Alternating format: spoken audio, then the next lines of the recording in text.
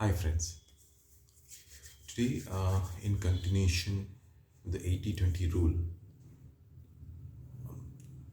we will talk about how we can apply this 80-20 rule on our personal finance. We started with what is 80-20 rule in an earlier video and how do we apply on our personal development and then your personal finance.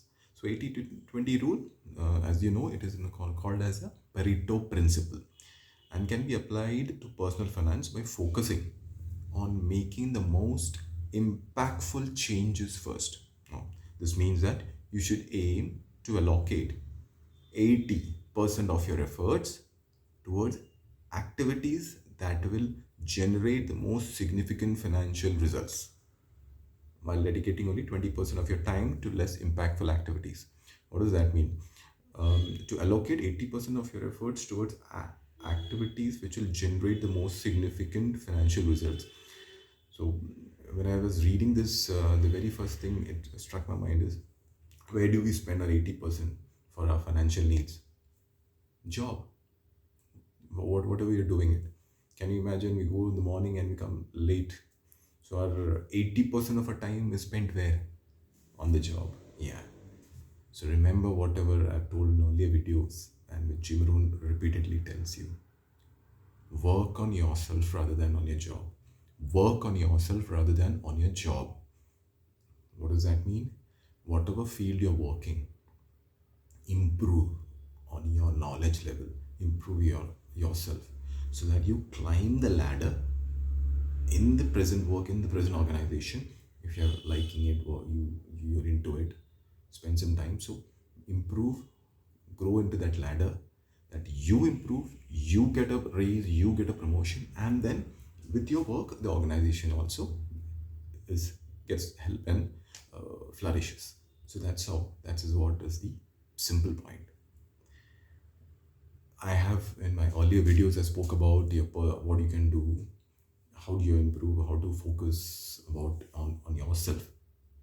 The most important investment what you can do is educating yourself, working on yourself.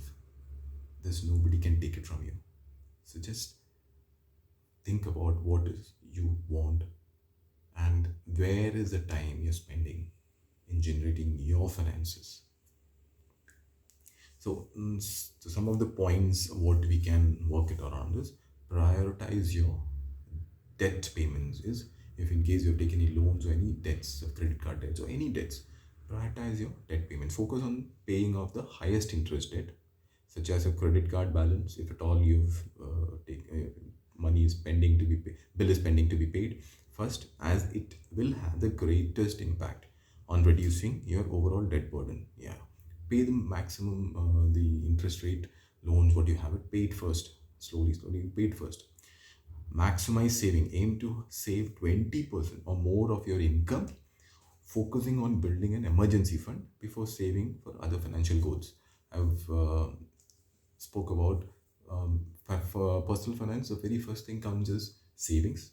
In that savings, first you have to keep a liquid cash for an emergency fund in the form of an FD or something where you can when you can just use it whenever required. Then cut unnecessary expenses. Identify and eliminate the 20% of expenses that have the greatest impact on your budget. Again, same, write it down, whatever you're spending it, cut the unnecessary expenses. Invest smartly. Consider allocating 80% of your investments to low cost index funds, and remaining 20% to individual stocks or other high risk investments. Yeah. So basically, how do you smart investments? Lots of options. I mean, whatever you feel so. But the trending or people are making money and things, but you have to know. Please read, take the advices, and then invest. Stock market, yeah, high risk, high return.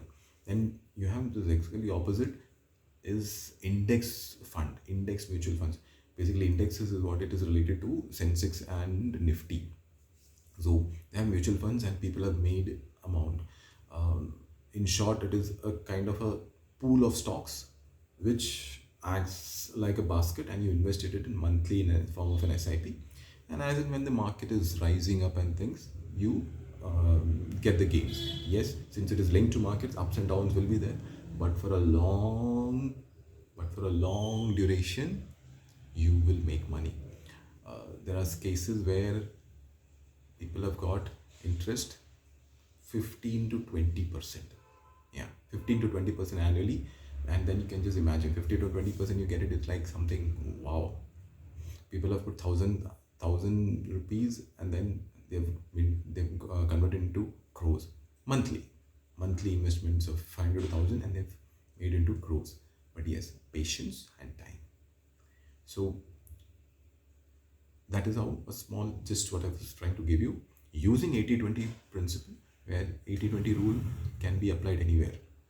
So by focusing on the most impactful changes first. So what is the most impacting things and what you can change? You can make significant progress towards achieving your financial goals and improving your financial situation. So start with small, start with one basic thing which is the most impactful. You spend the time on that. What you can do, what I can do. Is there any other option with my knowledge I can what do you say, use it as a freelancer? And nowadays there are lots of options of freelancing. Can I get more income? Can I generate more income sources from my existing knowledge? Possible. You just have to write down what I can do. Write down. I give this example on my videos. There's one person, boy I can say, from a small town, has loves communicating it. He's improved on it, and he is gone talking and communication, used his communication skill to go various places. He then uses his communication skill, and now he is in Forbes magazine also. Young, I mean, as young as 26. So I'm talking about Raj Simani, and then what is it he use? He uses communication for presentation. He uses communication for as a course. He uses his communication for podcasting. He uses his communication as videos, and I mean whatnot. So with one skill, he is having multiple investment in income sources. So think about it. Think about it. All the best.